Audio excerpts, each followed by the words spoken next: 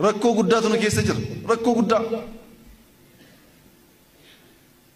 نمني أمني سبكنا فكو كم تيني رمن تربان ساي تربانا فرتايد سبر راها تاولا غافا كي جنو غودني أورمو بكسار راكي چاسان آنا رجلو غودنا رجلو پولیسی كيسا جرو مال كيسا جرو أبوم ماران سبكنا يوما كيسا باسوف osoo hojjete silaa Oromoon eessa ga'a?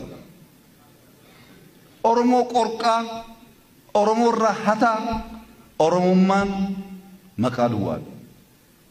Maqaa duwwaadha. Kan nuti jenne haa hojjannu manni keenya aangoo argate malee hojiin argate hin jira.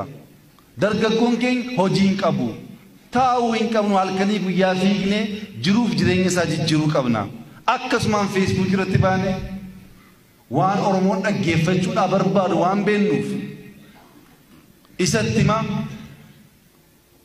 akkaataa sana Oromoo gowwoomsaa ammaaf gowwoomsuu dandeenya oolee bulee akka Maandeellaatti nu gaafata meerree hojiin jedha. It's all about time. Yeroodha ilaaltu saba gowwoomsuun nuun ta'u laphee qulqulluudhaan saba kana tajaajiluudha dubbiin jiru.